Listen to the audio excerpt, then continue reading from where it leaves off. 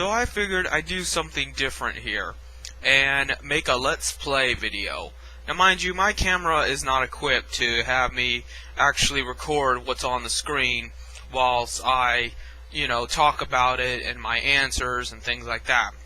But I can basically tell you what it says because it is that one-dimensional.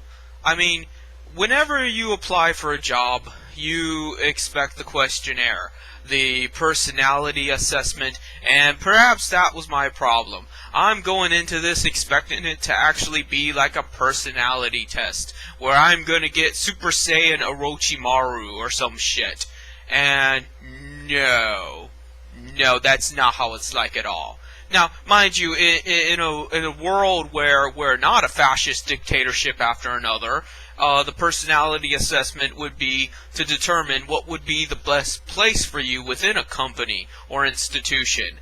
Like, if you're more articulated, perhaps you would be better serviced in customer service, where you deal with people and you can consult them with their problems and help them find answers to those problems. And if you happen to be more athletic build, perhaps you would be better off in cargo, where you lift heavy objects and things like that. But no! What this really comes down to is if you're willing to play their mind games or not. And the problem is, it could go either which way. Like, for example, this one I'm looking at right here has an agree or disagree answer. That's it. There's no rating system. There's no write in your own answer. This is worse than a fucking SAT test. This is like some kind of, just yes or no thing, and the questions are so abstract that you would not even be able to know what they want to hear. For example, at work, many people are up to no good. Where exactly am I working? Am I working in the ghetto? Am I working in some kind of dungeon? What do you mean people are up to no good? Would you want me to say, yes, people are up to no good, but I'm the good guy? Or no, people are generally good, or at least subservient at work and will do their fucking job and leave it at home when they want to be bad and abusive and deceitful and assholes. So, then we move on to the second one. You cannot trust the work of others if you want something done right. Really? That does not sound like a very social person, someone that thinks that nobody else is competent but he is. And while that might be what they would like, they want someone that thinks they're the most competent and they're going to get the work done. At the same time, you want your employees to get along. You want everyone to believe that they have their best interests at heart and have faith in one another. You have in these fucking companies the whole fall backward and I'll catch you shit. But meanwhile, you are asking me whether or not I trust anybody else enough to get the job done right. You are never in a bad mood. Everybody gets in a bad mood. You cannot physically not be in a bad mood. If you've never been in a bad mood, you are a sociopath. You are incapable of normal human emotions. What the question should ask is, do the bad moods affect your work? No. I can still do a job while in a bad mood. Perhaps if I am the type of person that my bad mood leaves me aggravated, perhaps being around people is not the best job for me, but people act differently toward a bad mood. For me to say that I am never in a bad mood is an insult to both you and my intelligence. You know goddamn well I get in a bad mood sometimes, and I know goddamn well to what extent that bad mood has on my character. So why would you ask this question? An employee should be fired if he or she is caught taking merchandise and property from work. Well, while everyone would like to say yes because, stealing is wrong, I look at it like this. Yes, an employee stealing from the store is wrong, but you know what's more wrong? Leaving them out on the street, which is only going to entail them to steal more. Let's face it, the store has a lot of money, and while it may not be right for anyone to take from the store, be it an employee or anybody else. There's a trust issue there, and I would admit that. The thing is, if you fire them, then they are without a job. That means they're starving in the street. That seems a little excessive to me. No, you steal fucking whatever, or some shirts, and some candy, and what, bleh. And that entails the right to basically leave you out in the elements? No, I don't believe that. I believe in mercy. I believe in compassion. I believe in giving people second chances. And that's never reiterated. So, what? You just expect me to be like, yes, fire them, arrest them, treat them like shit to the fucking prison camps just because they stole something. No. No, I would want to avoid people like that think that something so mundane as stealing an object from a company, a multi-billion-dollar company, warrants ruining their life. Because that is a human being, and a human being has precedence over the corporation that was created by human beings. Corporations are not people, regardless of what the law may or may not say. You find it easy to make new friends? Well, that's a pretty, easy question to answer. Most people would say yes. Unless they're down on themselves and don't think they're capable of making new friends. I don't see why that's even an issue. You tend to delay or put off things that need to be done. I don't think anyone's going to put that unless they are very, very blunt. And if you ask me, in a way, that would make a good person and therefore a good employee. If you're willing to be honest with both yourself and other people, then you can trust that person. That is someone you can count on to at least give you things up front. They might not be the most competent person, the most dependable person, but if they're honest enough to tell you that, I think that says something. I think that says something more than someone that's like, oh yeah, I can do that, and then doesn't do it. Then you went through all the trouble of hiring this person, and taking their word for it and everything, and for them to just screw you over. But, again, that would require a write-in answer. So, let's see what else we have here. Most people feel they can get a cheaper price when buying something if they intimidate the salesperson. What? Where do you live? Do you live, like, in the Middle East where you trade 2 chickens for a wife, and if somewhere along the way the transition doesn't go the way you plan, someone gets their hand chopped off? What am I looking at here? This is a job application, and they're acting like I have to reiterate whether or not intimidating someone is a legitimate sales practice. No, I think that would go without saying. You are confident that the future will be good for you. I think that's pretty much another one of those, you would say yes unless you're depressed or something. I don't think most people would be like, nope, the future's gonna suck for me. I mean, I think the future's gonna suck for everybody, and proof is we got shit like this as a job application. But is it gonna suck for me personally? No, I don't think so. But I think it's just gonna be all around bad for everybody, and maybe along the way I'll accomplish a few things I want to accomplish, make new friends, do new things, but in general, it gets worse. You wish people at work would be more honest than they usually are. This one really motivated me to make this video. Let me repeat myself. You wish people at work would be more honest than they usually are. How am I supposed to answer that? If I agree to that, am I implying that people are compulsive liars, never tell the truth, everyone's talking about each other behind their back, whispering about how that girl's fat, and that one doesn't bathe, and, shit like that? And if I disagree, am I suggesting that people should lie more to each other, and that you gotta do what you gotta do?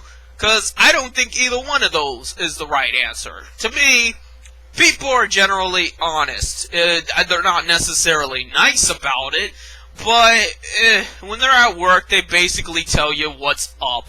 And if they want nothing to do with you, they make that pretty apparent. They save a little bit of deceit for, the passive-aggressive facade, where they're like, oh yeah, you're a good person, that person's a son of a bitch, I hate him. That kind of thing. But in general, I don't think people need to be more honest because they're already honest. And if I were to answer, yes, people should be more honest at work, I'm talking to you, the employer. Because I'm talking to you because you're the one making up this weirdo brain puzzle for me to try to both cater to what you want to hear, but then actually give you a rundown of how I think. How can you want me to be an honest, trusting person, and at the same time be this person that you want me to be at any given time? That's not how a human being works. I can be honest. I can be dependable. I can be hardworking. But I'm not going to say that I'm never in a bad mood. I am not going to say that I think everyone should have their head chopped off because they stole something from the store.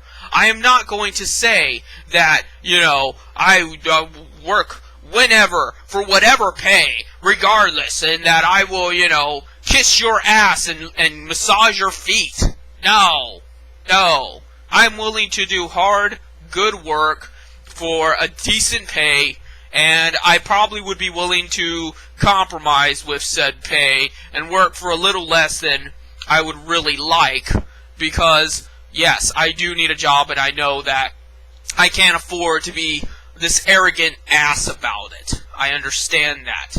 But as a human being, I should be dignified enough to be talked to as an adult, which I am, which is why I'm having to fucking apply for a job, and not tell you just shit you want to hear. Because if you just want to hear shit you want to hear, how do you function in society? How have you managed to function as a company if, you only hire people that tell you what you want to hear, and then they're just doing whatever they want to behind your back?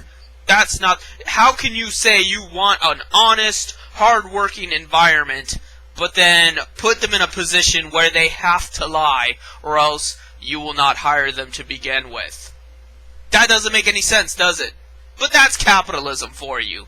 Capitalism essentially does not want people. They want machinery. Machines can both lie and be honest at the same time, because they just do the little coding in their computation units to decipher what is the best course of action to get to the next level. All they are concerned with is objectively just moving on to the next command. They are commanded to do something, they do that to the best of their processing ability.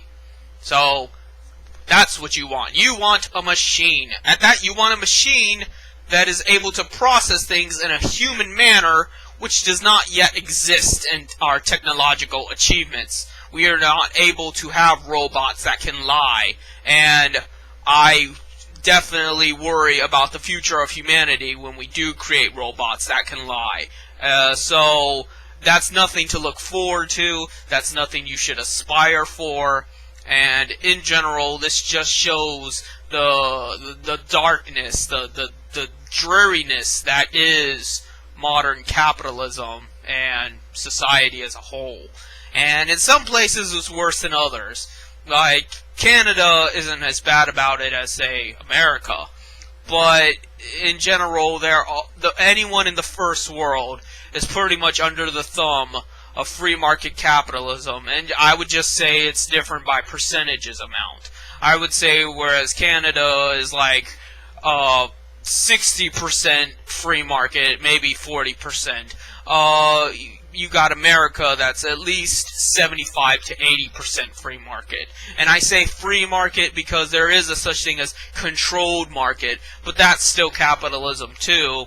That's just a little bit more rational capitalism, but it's still fucking capitalism. So this just means that America is completely balls to the wall, irrational and insane about their capitalism.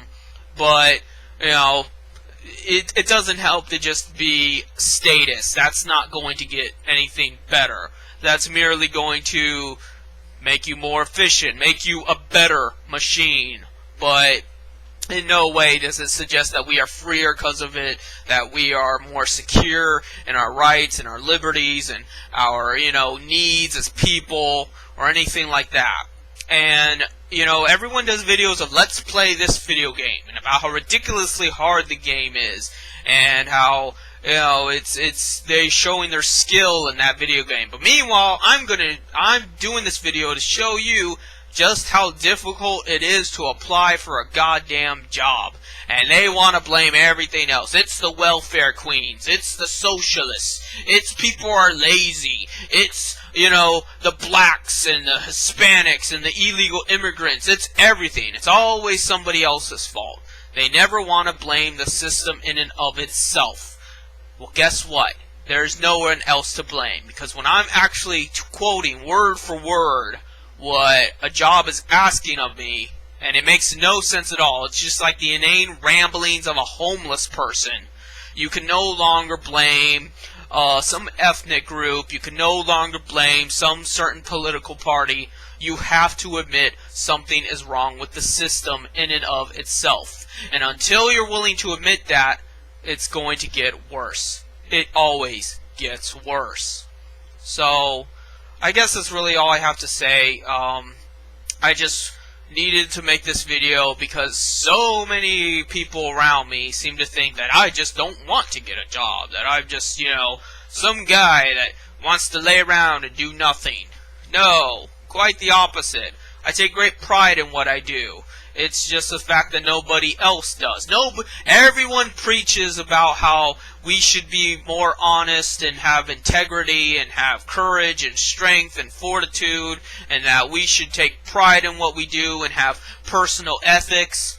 But then in the real world, it's the complete opposite. So then most people just break down and become little sludges and just go through life doing what they're told because they were already conditioned to do what they were told when they were younger, to, tell the truth and share your toys with your brother or sister and things like that. And you just figure, well, since that's how I got by when I was a kid, that's what I'm going to do as an adult, is I'm just going to do what the fuck other people tell me to do, who have there's no evidence that they have my best interest at heart. It's just they're the more aggressive one, so that's it.